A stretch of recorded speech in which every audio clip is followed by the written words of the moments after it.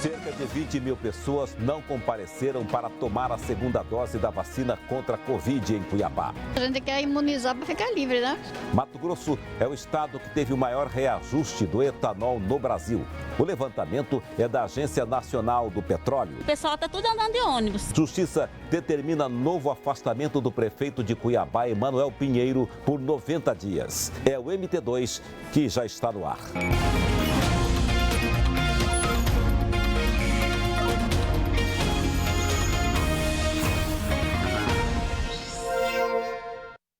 Olá, boa noite. Mato Grosso registrou o maior aumento no preço do etanol. É sobre isso que eu vou conversar agora ao vivo com o Sérgio Borges.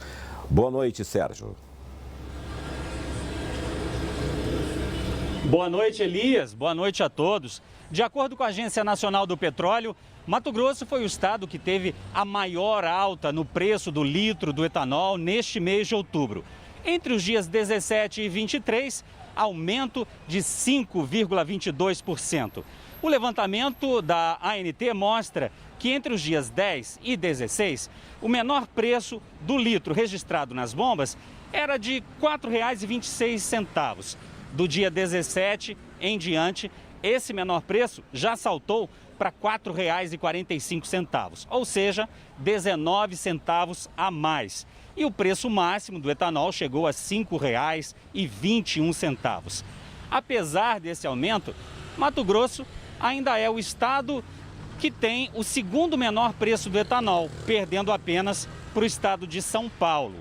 Quanto à gasolina e ao óleo diesel, os motoristas matogrossenses continuam amargando com a alta dos preços, que estão ainda mais altos, aumento após aumento. E para muita gente a alternativa já é andar a pé, de ônibus ou mesmo deixar o carro na garagem, né, para buscar essas alternativas. E o pior é que ainda pode vir mais aumento por aí. Vamos ver por quê. O Sindicato dos Donos de Postos de Combustíveis diz que os reajustes devem continuar este ano. Como principais causas, aponta a pressão do mercado internacional do petróleo e a atualização da fórmula de cálculo do ICMS feita este mês pelo governo do estado. O óleo diesel sofre uma pressão a partir do dia 1º porque o governo do estado atualizou o PMPF desse produto e que vai ficar encarecido em mais 4 centavos. Não sabemos se isso vai chegar ao consumidor ou não. O preço da gasolina nas refinarias teve aumento de 7%. Foi o segundo reajuste só este mês. Nas bombas, o impacto é em torno de 15 centavos a mais por litro. No ano, a gasolina acumula alta de 73,4%. Neste posto, a comum passou a custar R$ 6,70. Já o litro do óleo diesel aumentou em torno de 24 centavos nas bombas. A alta acumulada é de 65,3% no ano. Quem administra os postos diz que a margem de lucro é regulada e está no limite. Nosso segmento é um segmento que ele é regulamentado. A Agência Nacional do Petróleo regulamenta, ela dá a nossa margem de lucro, bem como quando a gente ostenta uma bandeira, a bandeira também dá uma margem de lucro para a gente trabalhar. A Petrobras justifica os aumentos, afirmando que a política de reajustes segue o preço de paridade internacional do petróleo e que, se isso não for feito, pode haver desabastecimento. Os motoristas cada vez mais sentem a desproporção entre a renda e os valores cobrados nas bombas. Eu não posso sair com o carro tem que ficar em casa. Nesse valor é impossível sair com o carro. Devido à gasolina que está um aumento muito caro, né, o pessoal está tudo andando de ônibus. Bem, a gente viu nessa reportagem que o diretor do Sindipetróleo falou sobre o reajuste do PMPF, que é o preço médio ponderado ao consumidor final de combustíveis. Esse percentual é definido numa pesquisa feita pela Secretaria Estadual de Fazenda nos postos de combustíveis a cada 15 dias. O resultado da pesquisa é informado ao CONFAZ, o Conselho Nacional de Política Fazendária. O secretário estadual de Fazenda em exercício, Fábio Pimenta, explicou a reformulação desse cálculo, né? E disse qual é a intenção do governo do estado ao reformular esses cálculos. Vamos ouvir. O PMPF é o preço médio ponderado ao consumidor final de combustíveis. Em outras palavras, ele é o preço praticado nos postos de combustíveis, né, do diesel, da gasolina, do etanol, e é a base de cálculo para que se aplique a alíquota do imposto, para que se calcule o ICMS devido, então, em cada operação. Mato Grosso é um dos signatários de uma proposta junto ao CONFAS para congelamento do PMPF por um período de 90 dias. Se essa proposta for aprovada, o ICMS dos combustíveis ficará, então, fixo a partir de 1º de novembro por um prazo de 90 dias, que vai aliviar, então, o preço dos combustíveis durante esse período. Com a carne bovina mais cara, muitas pessoas buscaram como alternativa substituir a carne pelos ovos nas refeições. Com isso, as vendas aumentaram. Mas não é só o consumo da proteína que tem aumentado. Motivado pelos custos da produção, o preço dos ovos sofreu alta nos últimos dias. A Maria Auxiliadora aumentou o consumo de ovos depois que o preço da carne foi nas alturas. Só para se ter uma ideia, o quilo do patinho está quase R$ 38. Já uma bandeja com 30 ovos sai em média a 15. E aí o jeito é diversificar a alimentação para não comprometer o orçamento. Quase que não está tendo jeito de esticar o orçamento mais. A gente está fazendo mesmo o necessário e o necessário já está muito difícil. E não é só a Maria Auxiliadora, não. A procura pela proteína aumentou bastante, tanto que aqui os ovos já ficam pertinhos da carne. Assim não tem como o cliente esquecer. Em termos de percentual, aumentou uns 10% a venda do ovo. Eu acredito que seja o aumento da carne bovina, aumentou, não tem tido muita oferta de carne bovina e o ovo se destaca no momento, né? Mas o preço desse alimento também tem aumentado a cada dia.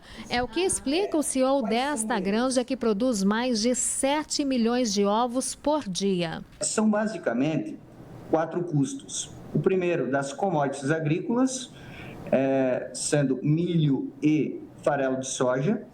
O segundo é energia elétrica, combustíveis e embalagens. Esses 4 custos somados, esse aumento desses 4 custos somados, representam em torno de 200% no aumento do custo de produção. De acordo com pesquisas da Associação Brasileira de Proteína Animal, o brasileiro tem consumido cada vez mais ovos e a tendência é aumentar ainda mais. Nesse ano de 2021, devemos fechar o ano com um consumo de 255 ovos per capita nesse ano de 2021, o que são 4 ovos a mais do que aquilo que foi consumido na média por cada brasileiro em 2020.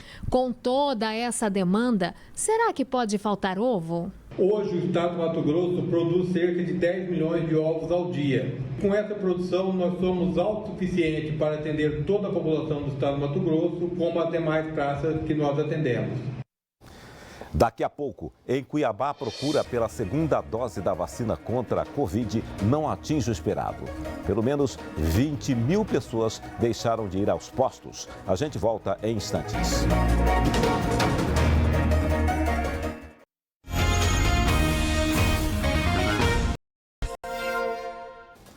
O número de vacinados na segunda dose é considerado baixo em Cuiabá. Situação que preocupa os especialistas, já que pode ocorrer uma retomada do vírus, no momento em que estamos praticamente nos livrando da pandemia.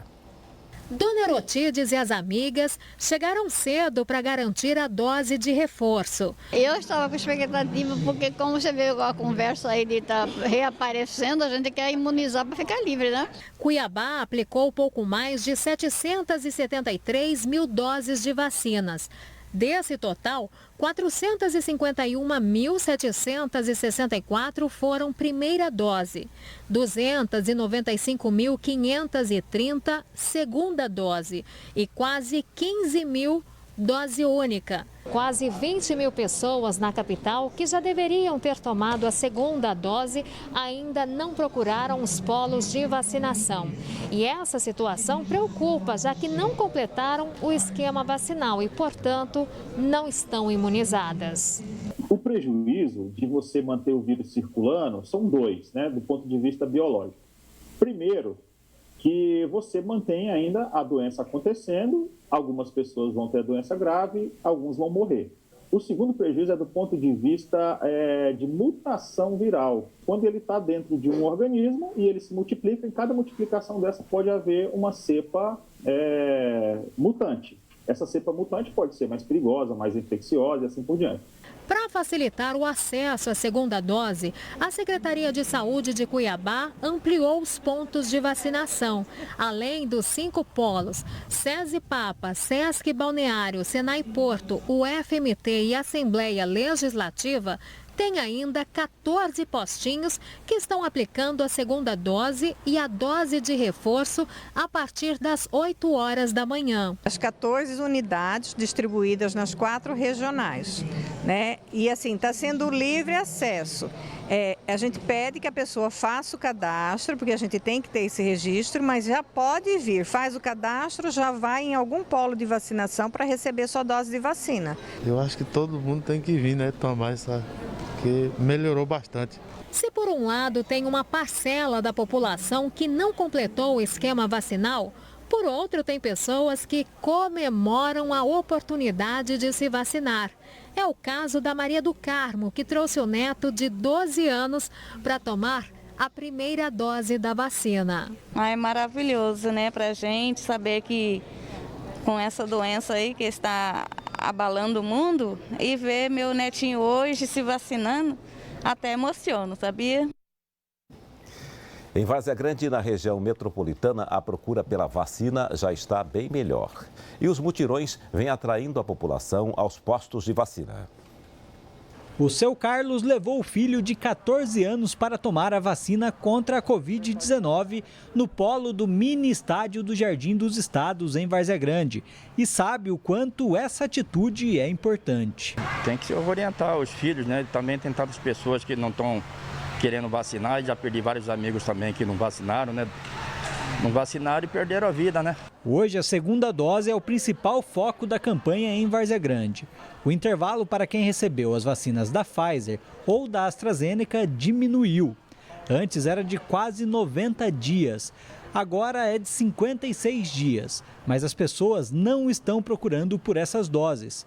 Por isso, no fim de semana, Várzea Grande terá esquema especial de vacinação para chamar esse público. Essa semana já temos o Sextou, que ali nós vamos ter 7.500 cadastros, ou melhor, agendamentos já está previsto, que vai das 8 da manhã até a meia-noite, buscando esse público.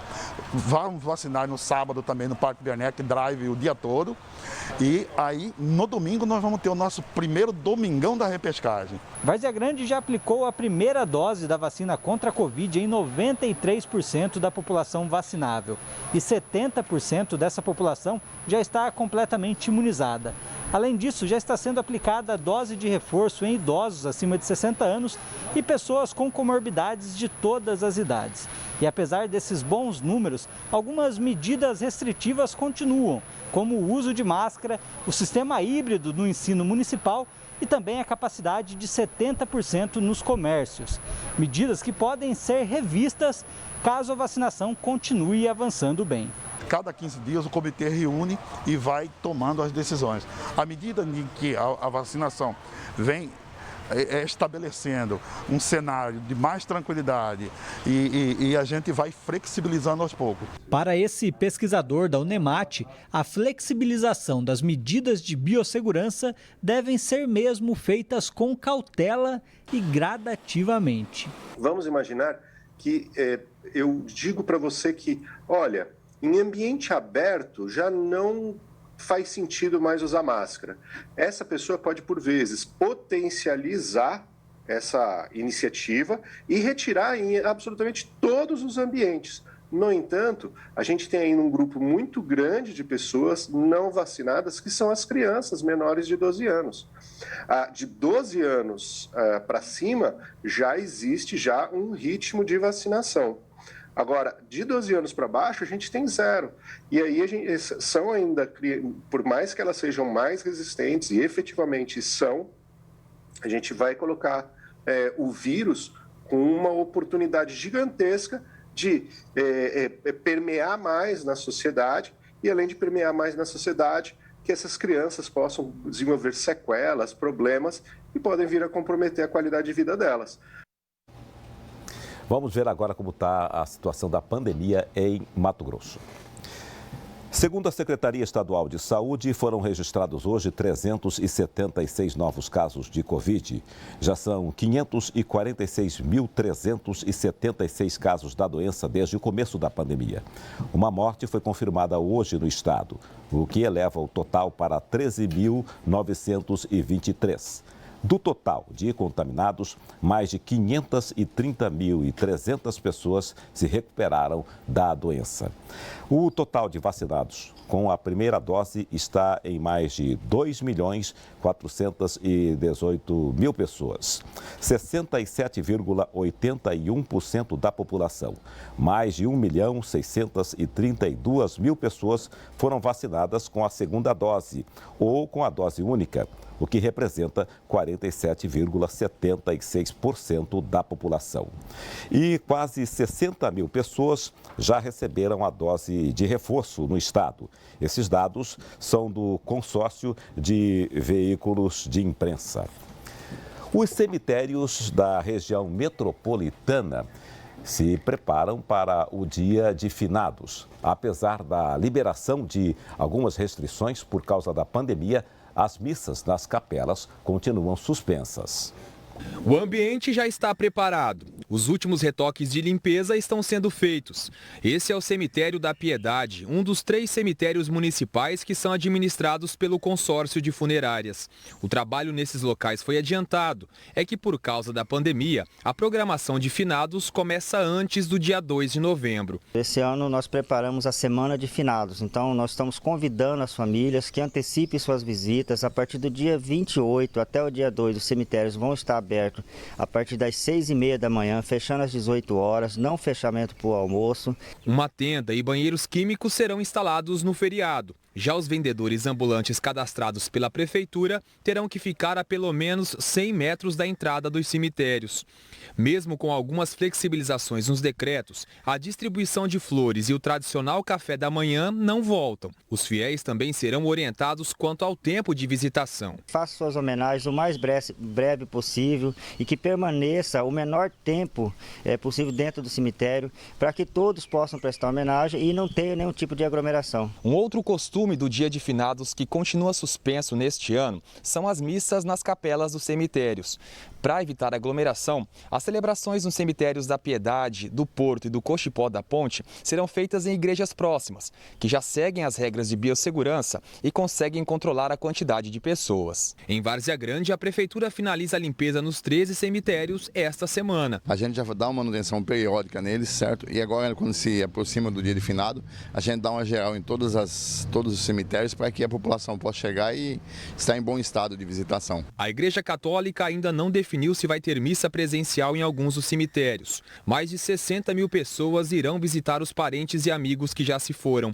Um momento de fé e oração, mas que ainda precisa ser feito com todo cuidado. A seguir, prefeito Emanuel Pinheiro teve mais um afastamento determinado pela Justiça. Entenda melhor essa história depois do intervalo. Até já.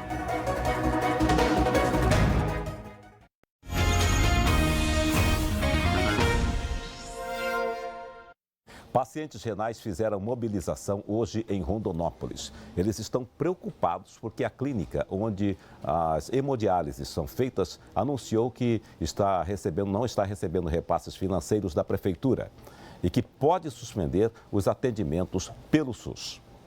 127 pessoas são atendidas na clínica através do SUS. São pacientes de Rondonópolis e de outras cidades do sudeste do estado.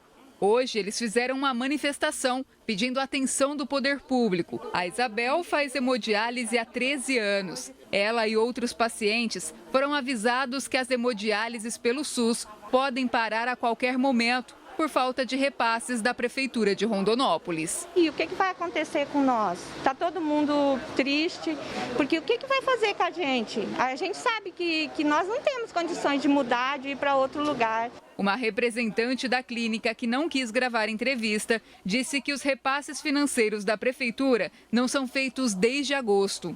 A direção da clínica acionou o Ministério Público de Mato Grosso. O MP confirmou o recebimento da denúncia e disse que pediu informações à Prefeitura de Rondonópolis sobre os repasses financeiros e providências rápidas para que o atendimento aos pacientes não seja prejudicado.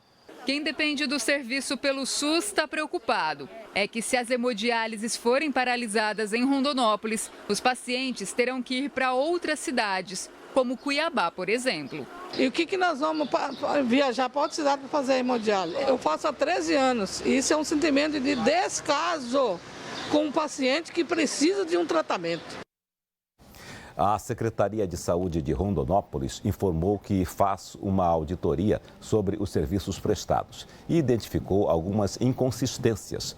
Por isso, os repasses ainda não foram feitos. A secretaria explicou que pediu que os ajustes fossem feitos pela clínica e fará os repasses do dinheiro assim que eles forem feitos.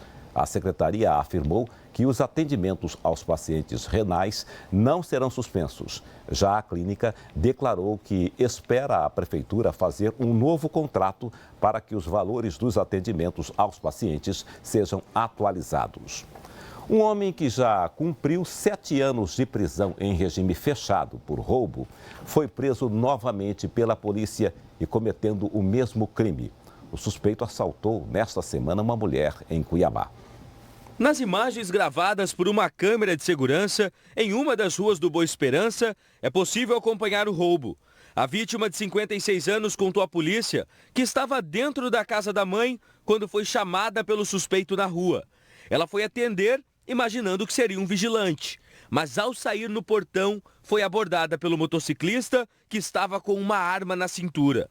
Ele roubou o celular, corrente e aliança de ouro da mulher. Ele estava em liberdade, monitorado por tornozeleira eletrônica, e com isso foi possível a captura dele em flagrante delito. No momento da prisão foi apreendida a motocicleta utilizada, assim como as vestimentas que ele usava no momento da abordagem. De acordo com a polícia, o suspeito de 40 anos possui 3 condenações pelo crime de roubo qualificado.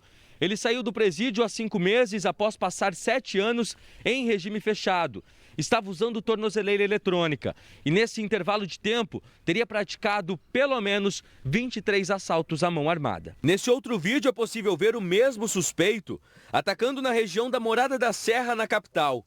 Ele aguarda a vítima estacionado, monitora e em questões de segundos realiza o assalto. Ele conseguiu levar R$200 e o celular da vítima. O suspeito que foi mostrado na reportagem passou por audiência de custódia hoje à tarde. A justiça decidiu que ele vai continuar preso. E a justiça condenou um deputado estadual, a irmã dele e um empresário por desvio de dinheiro público. Esse é um dos destaques do G1MT. O deputado Ondanir Bortolino, do PSD, o Nininho, a irmã dele e o empresário foram condenados por desviar 77 mil da obra de construção de uma escola infantil em Itiquira. Na época, Ondanir era prefeito da cidade entre 2001 e 2008. A irmã dele, Odeci Terezinha Della Valle, era tesoureira da prefeitura. O deputado foi condenado a 8 anos e 8 meses em regime fechado. A irmã dele a 5 anos e 3 meses. E o dono da empresa que venceu a licitação a 5 anos e 9 meses.